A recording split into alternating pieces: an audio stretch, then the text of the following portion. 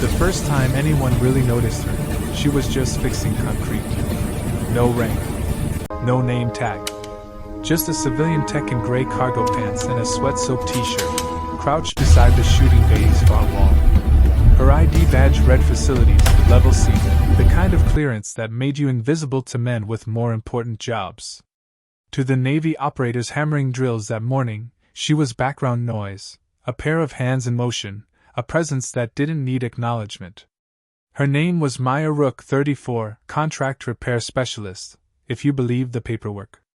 Bay 3 carried the smell of every weapon ever fired inside it: hot metal, cordite, oil, dust, and that thick, charged air that lives in places where people practice for war.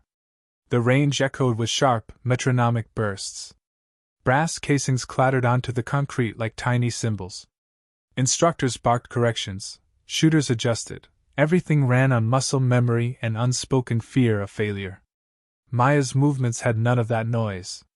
She worked slow and deliberate, spreading polymer compound over spider-cracked walls that had taken too many concussive rounds. The rhythm of her trowel was steady, almost meditative, each stroke sealing chaos into order. She was used to being unseen. It was safer that way. Still, invisibility didn't make her deaf.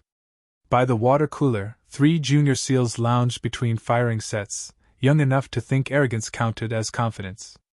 One of them, barely old enough to rent a car, smirked toward her. 20 says she used to teach gym. He muttered. Nah, said another, flipping his rifle's safety with a click that made Maya wince.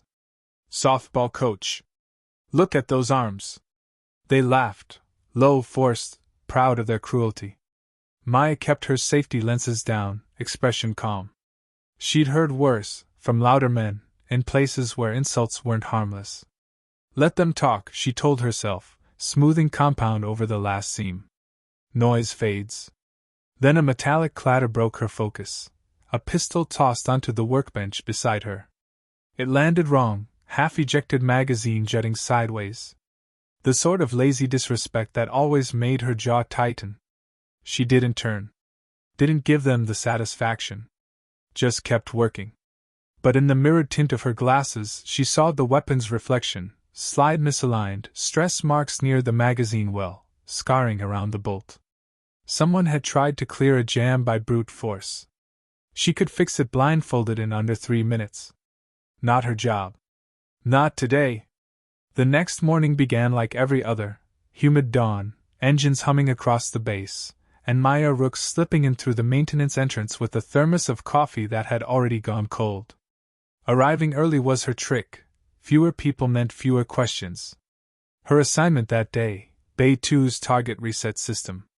It hadn't worked right for months, forcing shooters to walk downrange to reset targets by hand. Everyone had adapted. Nobody had fixed it. That bothered her.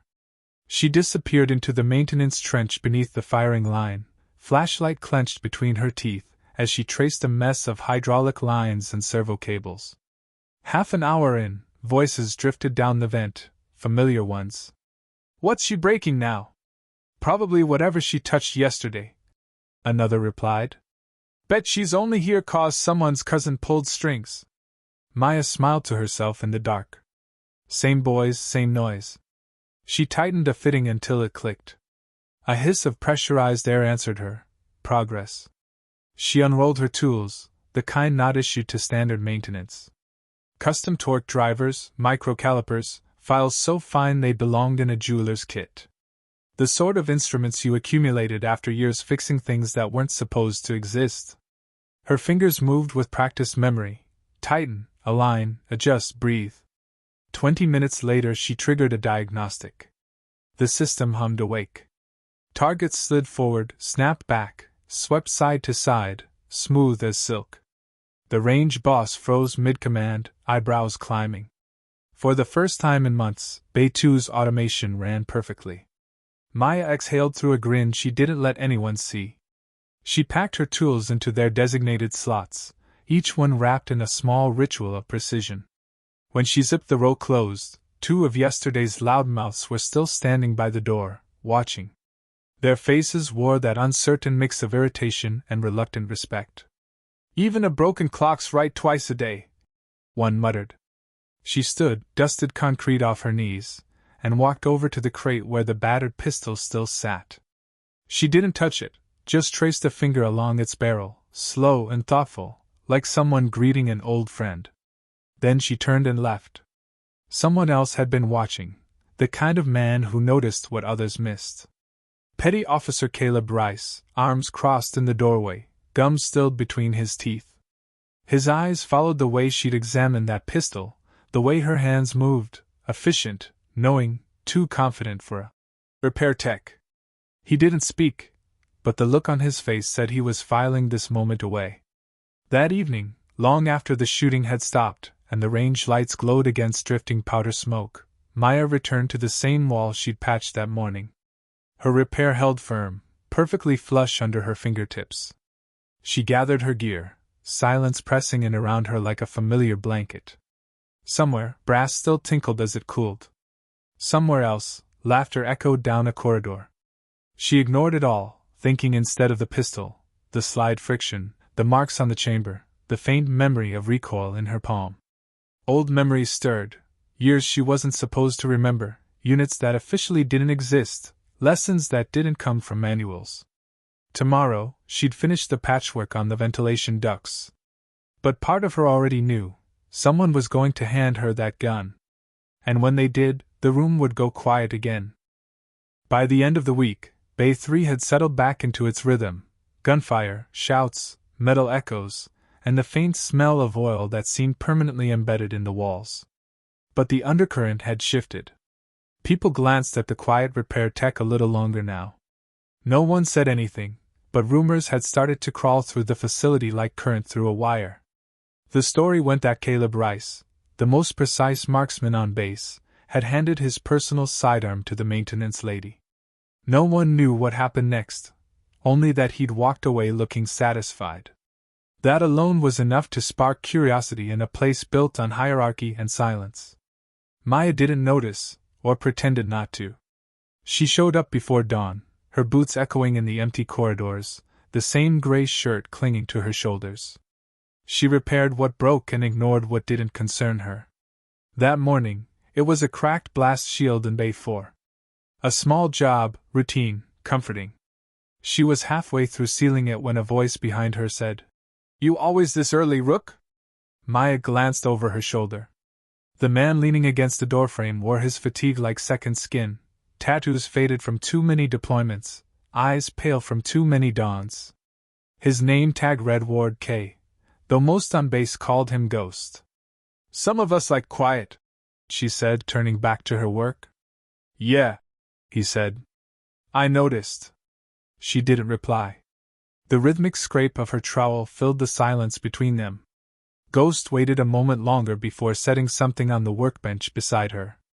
The sound was unmistakable, a rifle, heavy, used, important. 18 Malawin Quatches, he said simply. "Keeps jamming on me. Figured I'd get ahead of the problem before it decides to eat my hand." Maya didn't look up. "Gunsmith's across the hall. He's already looked at it," Ghost said, almost amused. "Says it's fouled, maybe worn out. Suggested retirement." Maya finally turned, eyes flicking toward the weapon. Its surfaces told a different story. A rifle that had been field stripped 100 times, each scratch a word in a language she knew too well. She set her tools down, wiped her hands on a rag, and spoke without emotion. "Leave it," she said. Ghost nodded once and stepped back. He didn't say thank you. He didn't have to. That night, the range was empty. The lights hummed softly overhead. Outside, crickets sang across the perimeter fields. Maya worked in the silence she craved, just her, the rifle, and the familiar sound of precision. She dismantled the 18 Malawin Quatches with surgical patience. Each pin and spring fell into its place on a cloth mat. Her movements weren't fast, but they were confident, each step carrying the ease of repetition. The bolt carrier group told her everything she needed to know: uneven cam wear, misaligned pin, stress lines on the carrier rails. She'd seen this pattern before: combat use, heavy pressure, dust in the chamber, maybe poor maintenance from exhaustion rather than neglect. The kind of malfunction that could kill a good man. Her fingers traced the worn grooves of the metal. She reached for her own tools, not standard issue. Custom files, diamond polishers, micro reamers. Tools from another life. She made her corrections in silence, millimeter by millimeter, until the movement of the bolt was smooth as breath. Then she saw it. A pattern. Faint. Invisible unless the light hit perfectly. 3 intersecting lines, carved by hand into the steel. It wasn't part of the design, it was a mark. A signature. Her signature. Her breath caught. She hadn't made that mark in years. Not since before her name changed. Not since she was part of a team that no longer existed on any record. Behind her, a voice said quietly, "Knew I'd seen that before." She turned. Ghost stood in the doorway, arms crossed, expression unreadable. He nodded toward the bolt carrier she held up. Afghanistan. 2019. Firebase South Ridge. A woman came through, black fatigues, no name tag, no patch. Worked the line all night, fixing weapons that wouldn't cycle. When she left, every gun had that mark. Maya said nothing. Her pulse slowed, then steadied. "You," he said simply. "You were her." She looked down at the rifle, at her old signature carved into steel. "You should have forgotten that." "Yeah," Ghost said, stepping closer. "But I didn't." They stood in silence for a long moment, soldier and ghost of a soldier, both pretending to belong to different worlds. "You've got good hands," he said. "So do you," she replied. He smiled faintly. "That's beautiful work. Clean. Exact. It's just maintenance." Ghost chuckled softly. "Sure. Just maintenance." The next morning, people were talking again, but not loud this time. Respect had a sound, too. Low voices. Careful tones. Even the younger ones didn't laugh quite as freely around her anymore. When Rice entered the bay later that afternoon, the room fell still. He crossed to her bench without a word, his personal sidearm already in his hand. It wasn't standard issue. It was a custom piece, built by one of the best gunsmiths in the country. Nobody touched it. Not even his own team. Until now. He placed it on the table beside her tools and took one deliberate step back. Maya didn't speak. She adjusted her gloves, inspected the weapon with a glance, then lifted it, hands moving like she was reading through the story of its wear. She noticed the stiffness in the slide, the way the bolt catch hesitated by fractions of an inch. The kind of flaw that didn't show up on diagnostics, but could cost a life under fire. 30 seconds. That was all it took. A precision tool, a micro-adjustment, one almost invisible movement, and the gun's action flowed smooth and perfect again. She slid it back across the bench to Rice. No words. He tested the slide, checked the catch, aimed once toward the back wall, and nodded. Not the slow, patronizing nod of authority, but the quick one, the kind you gave equals. Then he left, the silence behind him heavy with realization. By morning, the rumor had become legend. The woman in maintenance had fixed Rice's gun. And he'd thanked her, with silence. That story traveled faster than live fire. Through locker rooms, across mess halls, into the quiet corners where hierarchy dissolved. It reached Ben Hart, the base armorer, who'd been doing his job longer than most of these soldiers had been alive. He didn't like being outperformed, especially not by a civilian. So he pulled up her file. Rook Maya E. Age 34. Position, civilian contractor, facilities technician. Previous assignments, redacted. Security clearance, level 5, restricted. Notes, SODB. Do not contact. Ben frowned. SODB? He'd seen those letters only once before. Special Operations Team Black. Officially, it didn't exist. Unofficially, it was the kind of ghost unit people mentioned only in whispers. Before he could dig deeper, his screen flickered. A message appeared.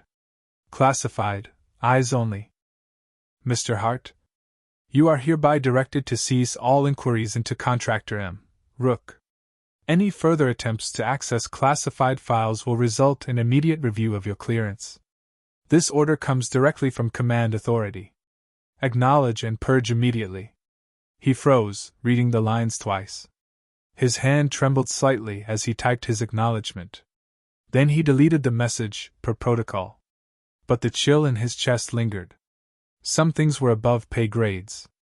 And apparently Maya Rook was one of them. That night, while the base slept, Maya stayed behind in Bay 3. The overhead lights glowed soft and pale over rows of rifles and spent brass. She sat alone at her bench, the 18 Malawin Quachas from earlier reassembled and polished, ready for action. She leaned back, exhaled, and looked around the quiet range. Every tool was where it belonged. Every surface spotless. Outside, a storm gathered on the horizon, wind whispering against the metal siding. It was strange, she thought, how peace always came before deployment. How silence always came before someone bled. She packed her kit, latched it shut, and stood. For a long moment, she rested a hand on the weapon she'd repaired, her mark hidden deep within its frame. Then she turned off the lights and left. Somewhere in the dark, a whisper followed her. She's not maintenance. She's history. 3 days later, the SEAL team deployed. No announcement. No ceremony. Just the distant hum of engines in the gray dawn, and the shimmer of heat off the tarmac as they lifted into the clouds. The base returned to its rhythm, training, maintenance, paperwork. Life went on. But Bay 3 felt different now. Maya Rook still showed up early. Still wore the same gray shirt. Still moved through the concrete silence like she belonged to it. But people nodded when she passed now. A quiet acknowledgement, subtle but real. The jokes had stopped. The whispers, too. Her workspace had changed. Someone had installed a new rack for weapons, foam-lined trays, labeled drawers for precision tools. Above it, a small bronze plaque caught the light from the overhead lamp. Let her handle it. No name, no unit mark, no signature. But everyone knew who it meant. That afternoon, she found 4 rifles waiting on the rack. No tags, no requests. Just trust. The kind that had to be earned. Maya rolled her sleeves, snapped her gloves into place, and began to work. The rhythm was the same as always, steady, deliberate, perfect. She adjusted, filed, tested, cleaned. The kind of work that never made headlines but saved lives. Outside, thunder rolled across the horizon. The storm would break soon. She paused, looked toward the open bay doors, and for a moment, her reflection stared back from a sheet of polished steel, older, quieter, still carrying the weight of missions that never made it into records. The world might have forgotten her name, but her work hadn't ended. It had only gone silent. Because for people like Maya Rook, the mission never truly stopped. It just got quieter.